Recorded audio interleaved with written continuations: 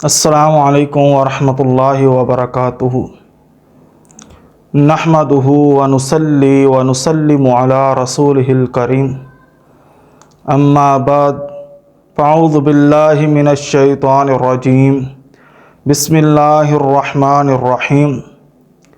تلک امۃ قد خلت لہا ما کسبت ولکم ما کسبتم ولا تسألون عما كانوا يعملون۔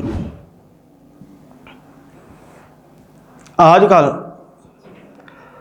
سوشل میڈیا پر، ٹی وی چینلز پر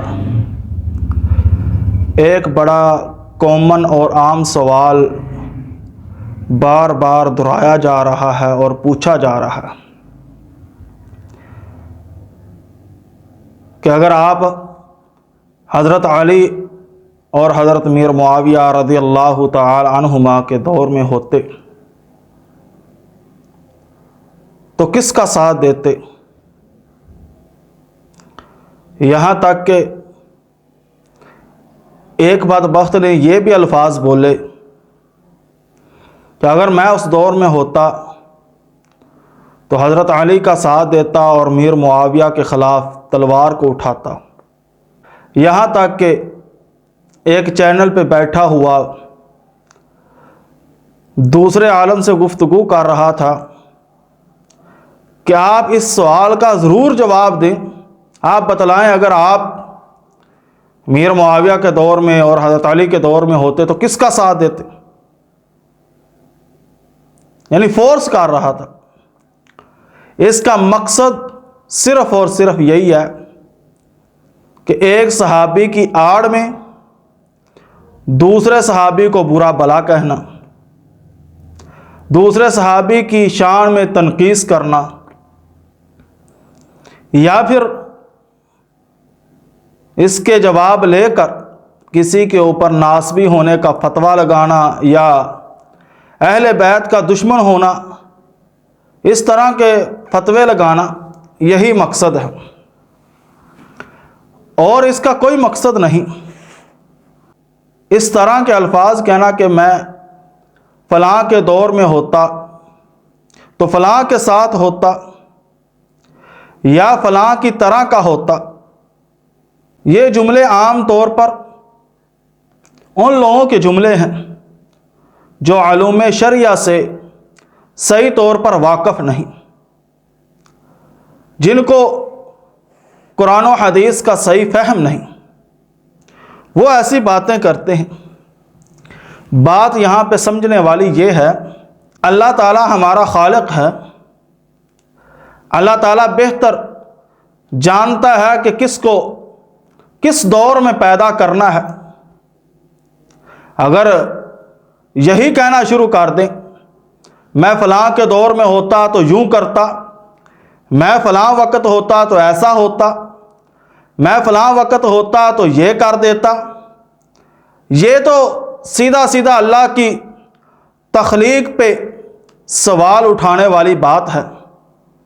کہنے کا اس بندے کا اصل مقصد یہی ہوتا ہے کہ اللہ نے مجھے اس دور میں کیوں نہیں پیدا کیا۔ انسان اس طرح کی باتیں، اس طرح کے نعوذ باللہ بول تب ہی بولتا ہے جب وہ اللہ کی تخلیق میں نقص نکال رہا ہوتا ہے۔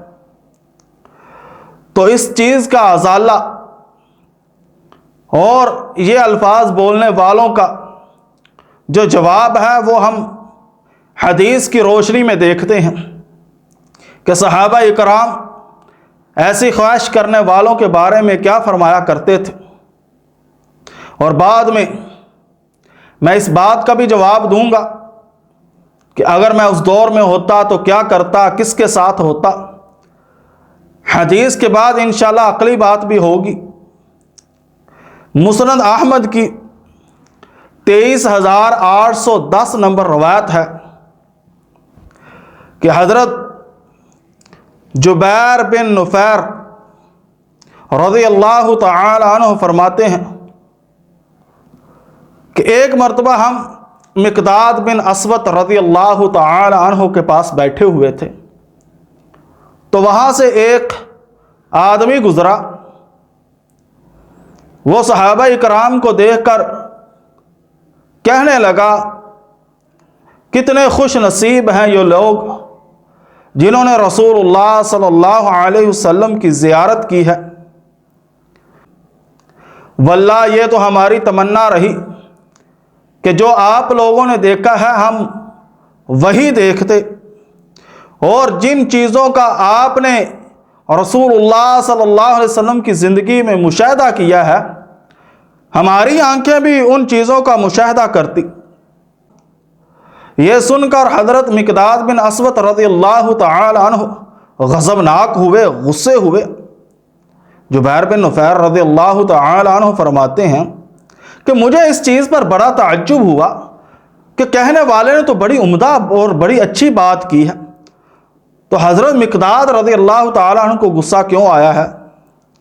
تو حضرت مقداد رضی اللہ تعالی عنہ فرمانے لگے کہ انسان کو اس خواہش پر پتہ نہیں کون سی چیز ابھارتی ہے، انسان پتہ نہیں کیوں ایسی خواہشیں کرتا ہے۔ یہ اس کی کیوں خواہش ہے کہ میں اللہ کے نبی کے دور میں ہوتا تو میں ایسا کرتا، اللہ کے نبی کو دیکھتا، اللہ کے نبی کے ساتھ جہاد کرتا۔ یہ پتہ نہیں خواہشیں اسے کیوں ابھار رہی ہیں۔ اور ساتھ ہی یہ فرمایا کہ وہ جن مواقعوں سے غیر حاضر تھا، جن موقعوں کے اوپر حاضر نہیں ہوا، اللہ نے اس کو غائب رکھا، پتہ نہیں کیوں حاضر ہونا چاہتا ہے، تو اس کو معلوم نہیں۔ جو بات انہوں نے سمجھائی نا کہ اس کو معلوم نہیں، اگر وہ اس موقع پر موجود ہوتا تو اس کا رویہ کیا ہوتا۔ دیکھیں یہ بات ہے قابل غور۔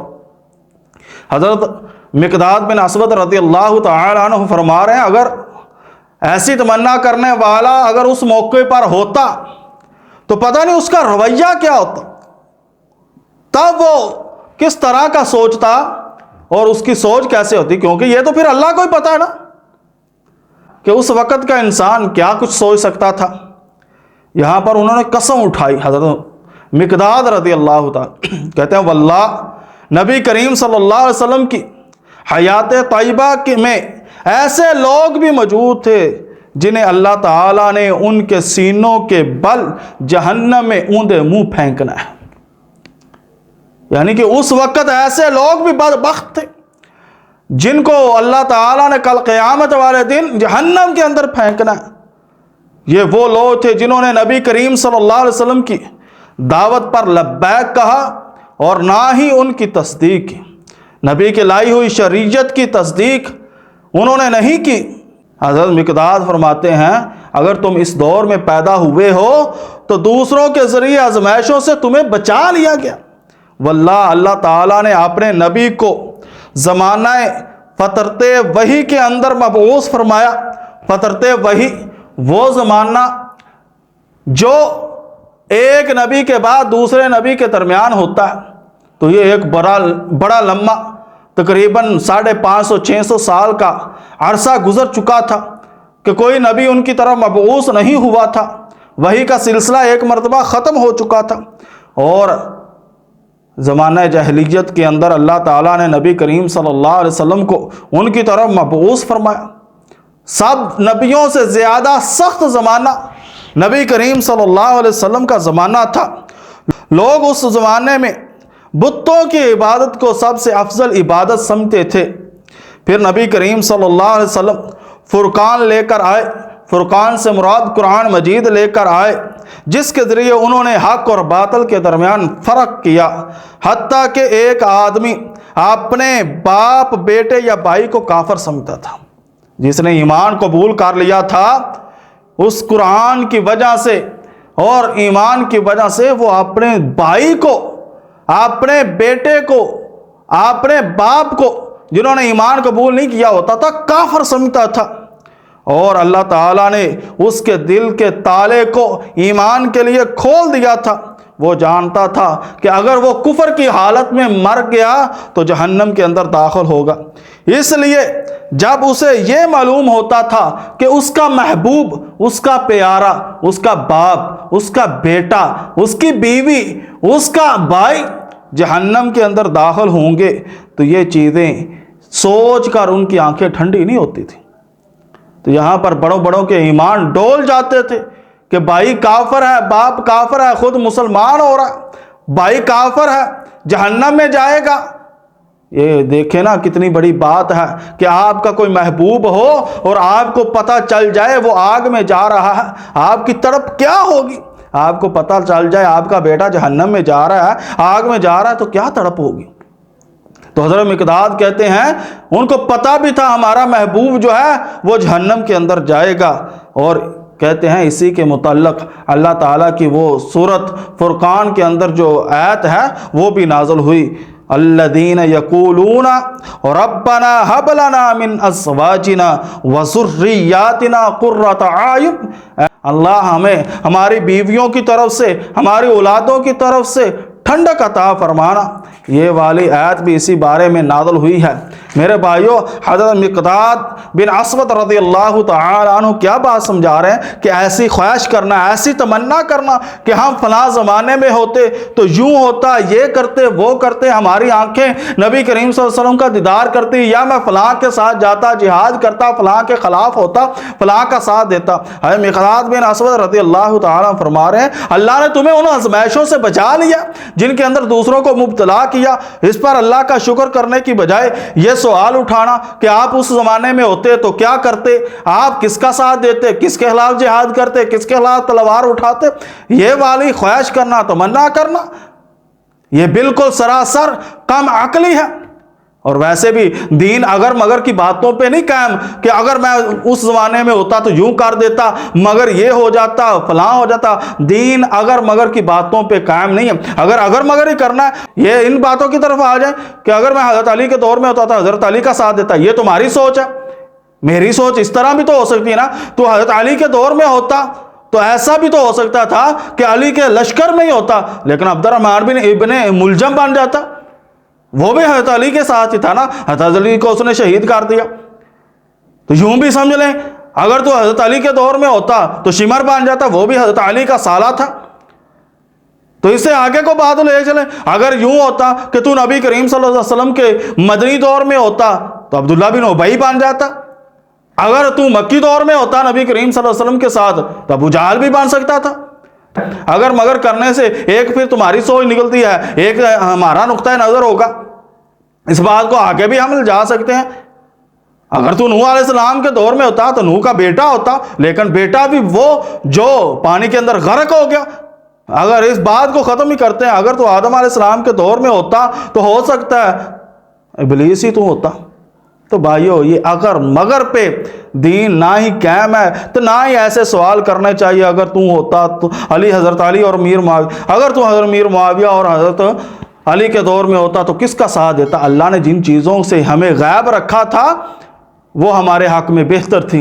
اللہ نے جس دور میں ہمیں پیدا کیا ہے ہمیں اس کے اندر رہتے ہوئے اب صحیح شریعت کے مطابق چل کر دکھانا ہے، یہی ہمارا امتحان ہے۔ اللہ تعالیٰ سے دعا کہ اللہ تعالیٰ اس بات کا فہم ہمیں عطا فرمائے۔ وآخر دعوانا الحمدللہ۔